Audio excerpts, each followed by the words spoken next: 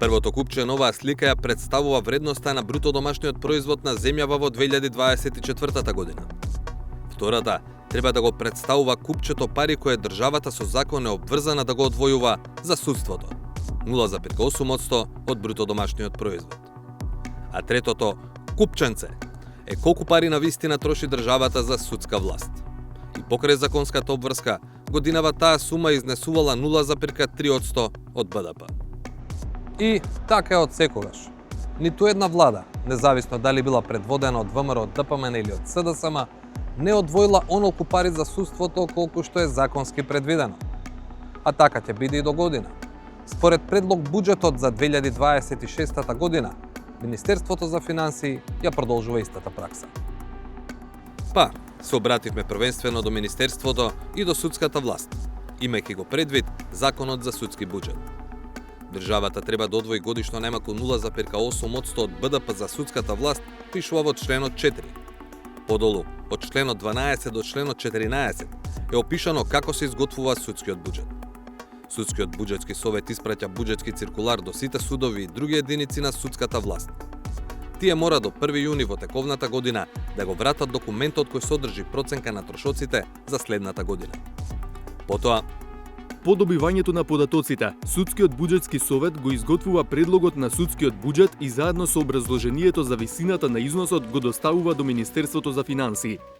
Пред доставувањето на предлогот на буџетот на Република Македонија до владата на Република Македонија, Министерот за финансии задолжително го усогласува делот на средствата судска власт од предлогот на буџетот на Република Македонија со претседателот на Судскиот буџетски совет. Затоа, во Министерството за финансии во Судскиот буџетски совет прашавме дали буџетот за судската власт за наредната година е усогласен меѓу министерката Гордана Димитриевска-Кочовска и претседателот на Судскиот совет Александар Камбовски. Односно, дали судиите се согласиле да добијат 2,5 пати помал буџет од тој што законски им следува. Од Судскиот буџетски совет не добивме одговор. Допис стигна од Министерството за финансии, иако во него нема директен одговор на нашите прашања. Во однос на буџетот за судството наместо на законот, од финансии се реферираат на нешто друго.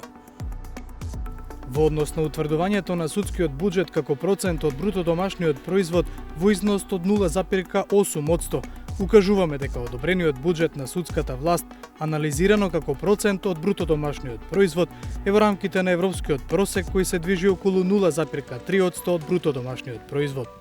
Основна цел при подготвување и извршување на буџетот е макроекономската стабилност и обезбедување на одржлив и стабилен национален економски развој. Планираните приходи и другите приливи, стратешките приоритети, како и реалните буџетски можности се основа за утврдување на одобрените средства по буџетски корисници. Водејќи се од претпоставката дека ваквиот одговор значи дека судството и Министерството не се согласиле, според Законот за судски буџет, во таков случај Министерството за финансии изготвува извештај и го доставува до владата на Република Македонија и до Судскиот буџетски совет, а Судскиот буџетски совет до владата на Република Македонија доставува мислење по извештајот на Министерството за финансии. Па прашавме во Судскиот совет, Судскиот буџетски совет, Министерството за финансии, владата, дали бил изготвен и доставен извештај, а потоа и дали било доставено мислење од Судскиот буџетски совет. На ова конкретно прашање не добивме одговор од ниедна институција. Ова не е прв пат 360 степени да посочува на кршење на Законот за судскиот буџет од страна на владата. Но, оваа година е првата кога Европската комисија во последниот годишен извештај за земјава препозна дека генералната независност и финансиската автономија на судството е подкопана од мешањето и притисокот од другите власти, вклучувајќи ги обидите од страна на собранието да изврши притисок врз членови на судскиот совет да поднесат оставки и ограничените финансиски средства кои му се доделени. И не само тоа. Во контекст на потребните пари, во извештајот се вели дека е потребна надградба на АКМИ системот за распределба на судските предмети, дека е потребна дигитализација, дека во 2024 основните судови немале доволно ниту човечки, ниту финансиски ресурси, а располагале и со несоодветна инфраструктура. И најважно, дека поради сето ова, судството е неефикасно. И Дарко Аврамовски од коалицијата Сите за правишно судење, организација која со години го следи судството на различни нивоа, вели, недостатокот на пари е очигледен. Ако ги погледнете финансиските извештаи за работа на судовите, на судската власт, ќе видите дека најголемиот дел од буџетот се троши за плати и придонеси на плата на персоналот, режиски трошоци и тековни трошоци за тековни активности кои што се сведени практично на минимум, така што буџетот кој што сега го имаат судовите е доволен само за да се овозможи некаков континуитет на оние основни активности. Тоа не само што значи дека во судството нема капитални инвестиции, дигитализација или вработување на стручен кадар што би го забрзало носењето пресуди, туку и дали можеби веќе нема капацитет за такво нешто. Толку долго трае ова состојба со недостиг на финансирање на судовите што дури сега ако се обезбеди законски предвидениот буџет, прашање е дали судовите ќе имаат моќ на апсорбција, дали ќе можат вистински да го искористат буџетот кој што законски им следува. Дури и самите тие финансиските планови ги прават врз основа на некои проекции како воопшто и да не очекуваат да добијат таков буџет. Првиот човек на владата, прашањето за зголемување на буџетот за судската власт, уште пред извештајот на Европската комисија го сведе на прашање само за зголемување на платите на судиите. Говорејќи во контекст на реформата во правосудството преку неколку закони, тој најави дека ќе се ревидира процентот што државата треба да го одвојува за судството, како и процентот од буџетот што треба да се одвојува за обвинителството. Ќе ги донесеме тие, не е тоа спорно. Но тој процент ќе биде врз основа на компаративна анализа која што сега ја правиме, каде што примерни се 5 држави земји членки на Европската унија. Не може да биде 0,8 и 0,5. Не може да биде тоа. Месец и половина по оваа изјава прашавме во владата до каде е анализата.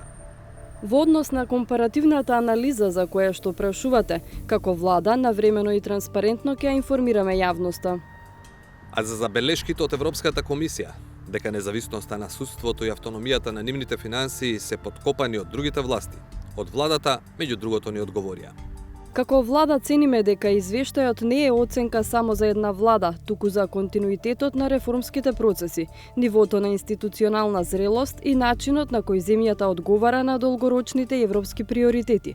Предизвици постојат во делот на владењето на правото, независноста на судството и борбата против корупцијата. И тоа, како влада, многу пати во изминатата година сме го потенцирале.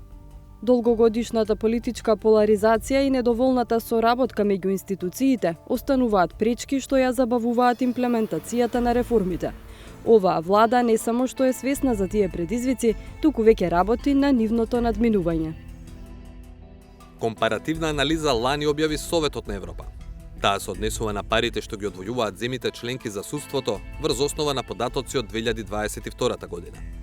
Јасно може да се види дека Македонија е една од земјите во Европа кои одвојуваат повисок процент од БДП за судството споредено со другите.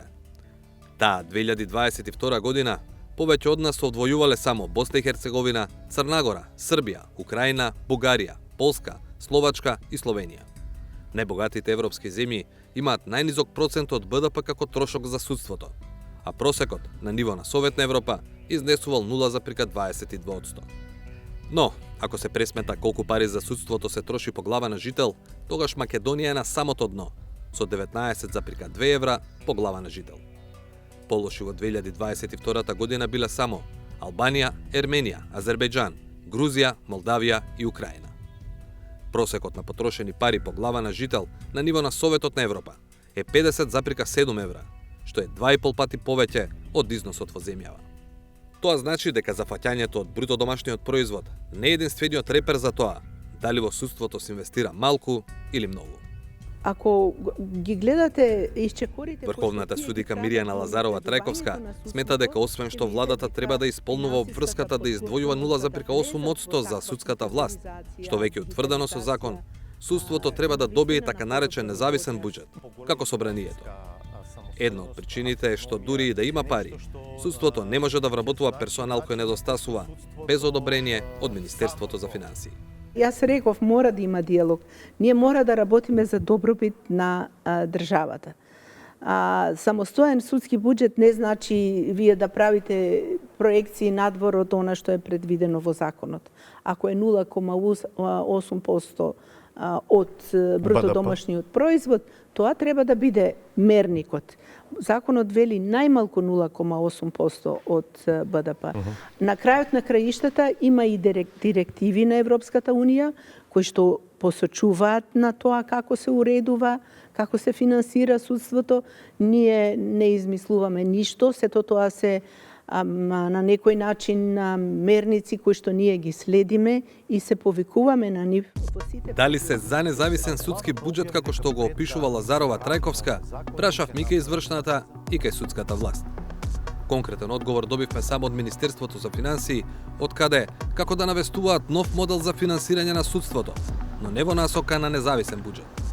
Процентуалното пресметување на буџетот на судската власт во однос на бруто домашниот производ не обезбедува гаранција за економично, наменско и рационално трошење на буџетските средства, туку истото обезбедува пат на следење на индикатори на успешност. Буџетирањето базирано на резултати би ја подобрило ефикасноста и ефективноста на судската власт преку поврзување на трошоците со резултатите што се постигнуваат. Министерството за финансии ја потврдува заложбата на владата за спроведување на суштински и одржливи реформи во правосудниот систем, во согласност со планот за раст и европските стандарди. Во одговорот од Министерството сепак нема детали. Како би изгледало плаќањето по учинок? Дарко Аврамовски, кој води организација која често ги детектира па и критикува лошите примери и недостатоци во судството. За идејата за независен судски буџет нема дилеми. Добро е да се размислува во таа насока, бидејќи се додека реализацијата на буџетот на судството зависи од извршната власт, не може да стане збор за целосно независен буџет. Пакетот измени во законите од правосудството треба да се донесат во следниве месеци, па и недели.